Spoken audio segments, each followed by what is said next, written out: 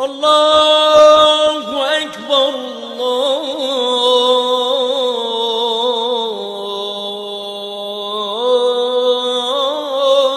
Akbar, Allahu Akbar, Allahu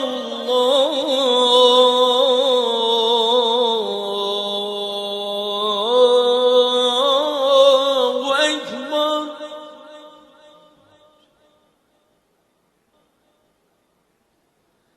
أشهد أن لا إله إلا الله.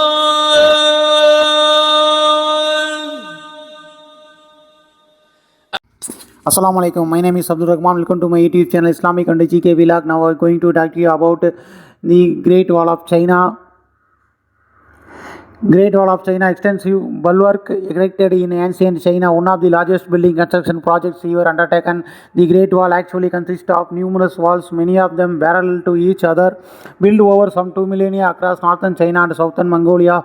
The most extensive and best preserved version of the wall dates from the Ming Dynasty 1368 to 1644 and runs for some 500 miles east to west from Mount Hu near Dantang, southwestern Liaoning province, to Jiaoyu fast west at Jiquan, northwestern Gansu province. This was often traces the crest of hills and mountains as it snakes across the Chinese countryside, and about 1/4 of its length consists solely of natural barriers such as rivers and mountain ridges. Nearly all of the rest is actual constructed wall, with the wall remaining stretches constituting ditches or moats. Although lengthy sections of the wall are now in ruins or have disappeared completely, it is still one of the more remarkable structures on earth. The Great Wall was designated a UNESCO World Heritage Site in 1987. The Great Wall of China, Shanghai Hebei Province. Large parts of the fortification system date from the 7th through the 4th century BCE. In the 3rd century BCE, Shihangdi,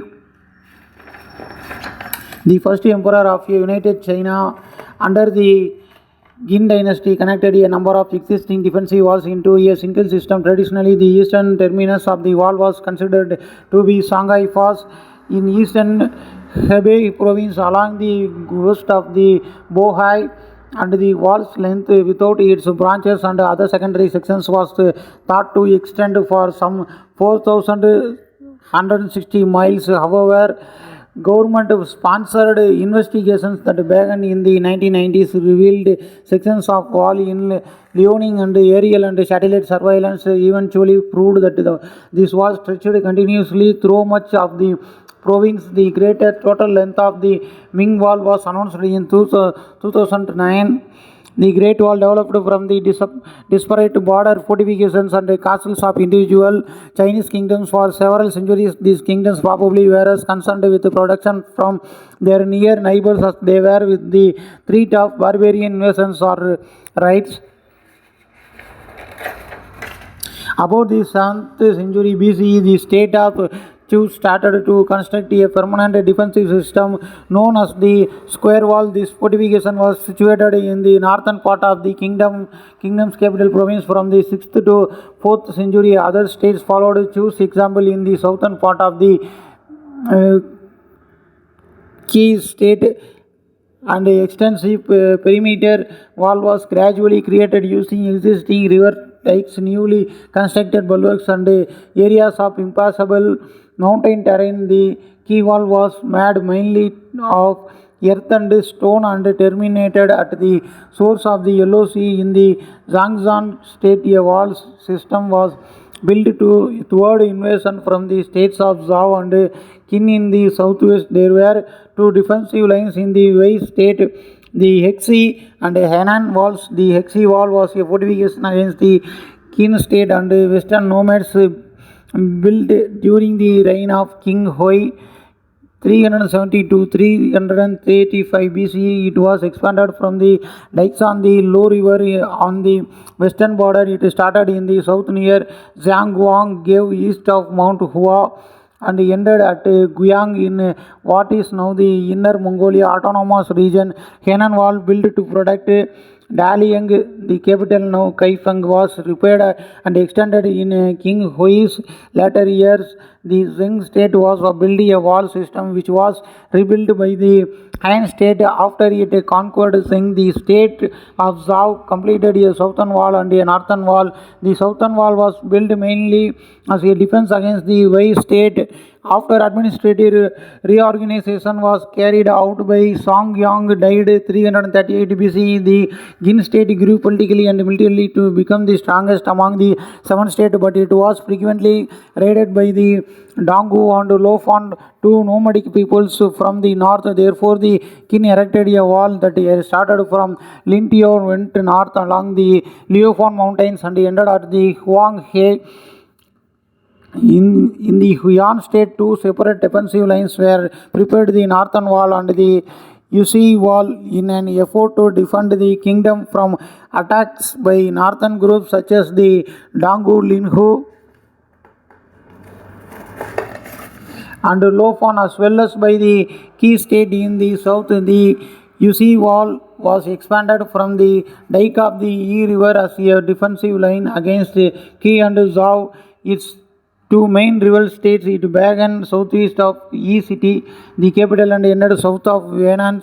In 290 BCE, the Yan state built the northern wall along the Yan mountains, starting from the northeast in the area of Zhangjiakou in Hebei, passing over the Liao River and extending to the ancient city of Jiangping. This was the last segment of the Great Wall to be erected during the Songou period. In 221 BC, Zhuangdi, the first Qin emperor, completed his annexation of Qi and thus unified China. He ordered removal of the fortifications set up between the previous states because they served only as obstacles to eternal movements and administration. In addition, he sent Gen Mengdian to garrison and northern border against incursions of the nomadic Xiongnu and to link the existing wall segments in Qinyan and Zhao into the so-called 10,000 li long wall. This period of construction began about 214 BCE and lasted a decade. Hundreds of thousands of soldiers and conscripted workers labored on the project. With the fall of the Qin dynasty after Zhuangdi's death, however, the wall was left largely ungarrisoned and fell into disrepair during the reign of the Han Emperor Wudi.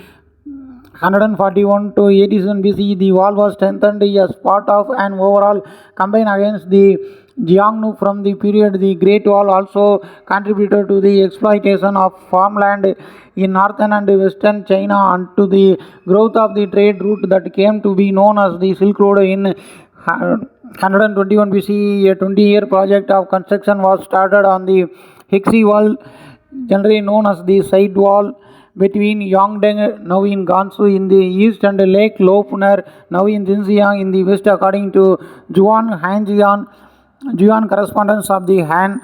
The strong points set up along the wall included a beacon every 5 li, a tower every 10 li, a fort every 30 li, and a castle every 100 li. The main work on the wall during the Tong Han period 25 to 220 CE took place during the reign of Liu Xiu, who in 38 ordered the repair of 4 parallel lines of the Great Wall in the area south of the Hexi Wall. The Great Wall served not only for defense but also to centralize control to trade and travel. During the Wei dynasty 386 to 534 or 535 CE, the Great Wall was repaired and extended as a defense against attacks from the Zhuan and Khitan tribes in the north. According to Wei Su Mingyuan Ji, in 417, the 8th year of the reign of Mingyuan 409 to 423, a part of the Great Wall was built south of Changchuan from Chicheng, now in Hebei, to Huion, now in Inner Mongolia, in the west, extending 452. A lower and a thinner wall for rammed earth was built around the capital as a complement to the Great Wall, extending more than 620 miles during the reign of Tai Hodi. starting from Quangling in the east in extended to the eastern side of the Quang He, forming a circle around Datong in 549. After the Tong Wei kingdom moved its capital east to A, it also built a segment of the Great Wall in the area of contemporary Shaanxi province in order to strengthen its northern frontier and prevent invasion from the west by the Beizhou. The Beiki Kingdom 550 to 577 launched several big construction projects that were nearly as extensive in scope as the building projects of the Qin dynasty. In 552, a segment was built on the northwestern border, and only 3 years later, the emperor ordered the recruitment of 1.8 million workers to repair and extend other sections. The construction took place between the south entrance of Jiang Pass and Tatong. In 556, a new fortification was set up in the east and extended to the Yellow Sea. The following year, a second wall was built inside the Great Wall within modern Shaanxi, beginning in the vicinity of lying east of Yangguan, extending to the east beyond Yanmen Pass and Pingxing Pass, and ending in the area around Xiangwang in Shaanxi. In 563, the Emperor Wu Chengdi of the Beiki had a segment repaired along the Taigang Mountains, that is the part of the Great Wall found today in the area around Langwan, Guangchang, the Fubing in Shaanxi and Hebei. In 565, the inner wall built in 557 was repaired and a new wall was added that started in the vicinity of Jiangguan, extended to the Jiang Pass in the east and then joined to the outer wall. The segments repaired and added during the Beiki period totaled some 900 miles, and towns and barracks were established at a periodic interval to garrison the new sections. In 579, in order to prevent invasion of the Beizhou kingdom by the Tuju, a group of rebuilding prevent invasions to the Beizhou kingdom by the Tuju, a group of Eastern Turks and the Khitan, the Emperor Xing started a massive rebuilding program on areas of the wall located in the former Beiki kingdom, starting at Anmen in the west and ending at Jaisi in the east. During the Sui dynasty 581 to 618, the Great Wall was repaired and improved 7 times in an effort to defend the country against attacks from the Tuju. After the Tang dynasty 618 to 907 replaced the Chui, the country grew much stronger militarily, defeating the Tuju in the north and expanding beyond the original frontier. Thus, the Great Wall gradually lost its significance as a fortification, and there was no need for repairs or additions. During the Song dynasty 960 to 1279, however, the Liao and Xin peoples in the north were a constant threat. The Song rulers were forced to withdraw to the south of the lines of the Great Wall built by the Qin, Han, and Northern dynasties. Many areas on both sides of the wall were subsequently taken over by the Liao 907 to 1125 and Jin dynasty 1115 to 1234, when the Song rulers had to retreat even further to the south of the Yangtze River. Repairs to the wall or extensions of it were no longer feasible. Limited repairs were carried out once 1056 during Liao times, but only in the area between the Yangtze and Hantang rivers.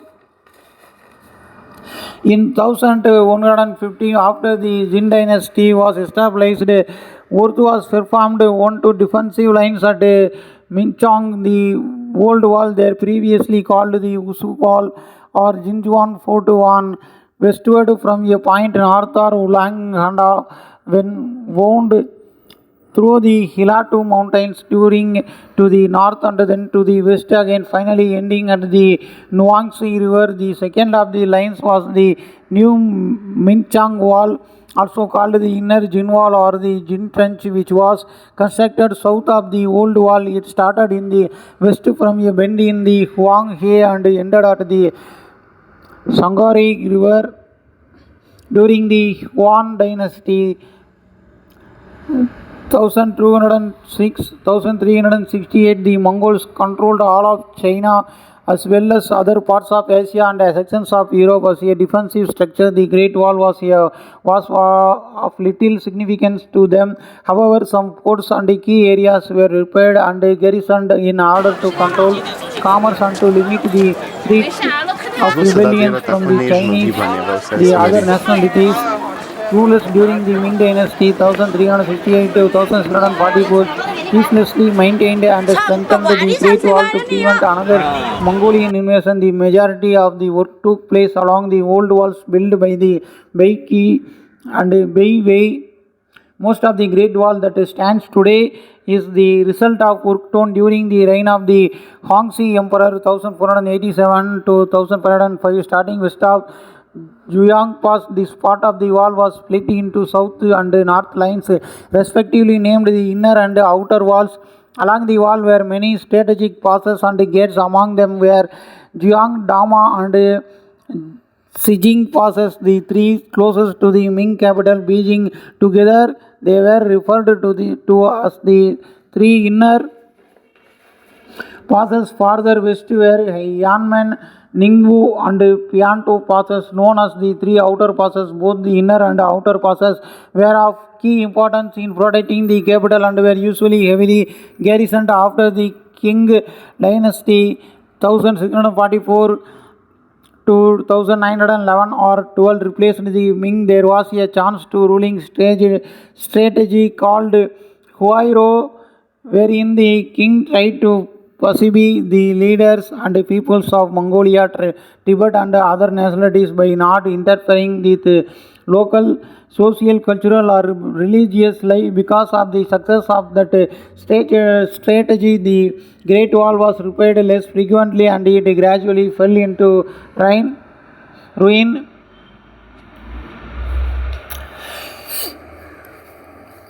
Western portion of the Great Wall of China at Jiao Pass near Jiquan, Gansu province, a Ming fortress built in 1372 is in the upper center background. Passes were major strongholds along the wall, usually located at such key positions as intersections with trade routes. The ramparts of many passes were faced with huge bricks and stones with dirt and crushed stones as filler. As pastants measured some 30 feet high and 30 to 16 feet wide, and the top within each pass were access ramps for horses and ladders for soldiers. The outside parapet was crenellated and the inside parapet or Yukiong was from falling off the top, in addition to serving as an access point for merchants and other civilians. The gate within the pass was used as an exit for the garrison to counterattack riders or to send out patrols under the gate arc. There was typically a huge double door of wood. Bolts and locker rings were set in the inner panel of each door. On top of each gate was a gate tower that served as a watchtower and a command post. Usually it stood 1 to 3 stories high and was constructed either of wood or of bricks and wood built outside the gate. Where an enemy was most likely to attack was a Wengchang, a semicircular or polygonal parapet that shielded the gate from the direct assault. Extending beyond the most strategic Wengchengs was an additional line of protection, the Locheng, which was often topped by a tower used to watch those beyond the wall and to direct troop movements in battles waged there. Around the gate entrance there was often a moat that was formed in the process of digging earth to build by fortifications. Signal towers were also called beacons. Beacon terraces, smoke mounds or kiosks. They were used to send military communications. Beacon during the night or smoke signals in the daytime. Other methods such as raising banners, beating clappers, or firing guns were also used. Signal towers, often built on hilltops for maximum stability, were self-contained high platforms or stables, sheep folds, and storage areas. The wall itself was the key part of the defensive system. It usually stood 21.3 feet wide at the base and 90 feet at top with an average height of 23 to 26 feet or a bit lower on steep hills. The structure of the wall varied from place to place depending on the availability of building materials. Walls were made of tamped earth sandwiched between wooden boards out of bricks, a brick and stone mixture, rocks or blinks and blanks. Some sections made use of existing river dikes. Others used rugged mountain terrain such as cliffs and gorges to take the place of man-made structures. In the western deserts, the walls were often simple structures of rammed earth and adobe. Many eastern ramparts, such as those near Badaling, were faced with stone and included a number of secondary structures and devices on the inner side of such walls placed at small intervals were arched doors called juan, which were made of bricks or stones. Inside each juan were stone or brick steps leading to the top of the battlement. On the top, on the side facing outward, stood 7-foot high crenels called doko. On the upper part of the doko were large openings used to watch and shoot at attackers, and on the lower part were small openings or loopholes through which defenders could also shoot at intervals of about 650 to 1000 feet. There was a crenellated platform rising slightly above the top of the wall and protruding from the side that faced attackers during battle. The platform provided a commanding view and made it possible to shoot attackers from the side as they attempted to scale the wall with ladders. On several platforms were simply structured huts called fufang, which provided shelter for the guards during storms. Some platforms, as with signal towers, had 2 or 3 stories and could be used to store weapons and ammunition. Those at battling commonly had 2 stories with accommodations for more than 10 soldiers on the lower level. There were also drainage ditches on the walls to shield them from damage by excessive rainwater. Each major stronghold along the wall was hierarchically linked to a network of military and administrative commands. During the rule of Xiongdi, 12 prefectures were established along the wall, and in the Ming period, the whole fortification was divided into 9 defense areas or zones. A post chief was assigned to each zone. Together, they were known as the 9 border garrisons.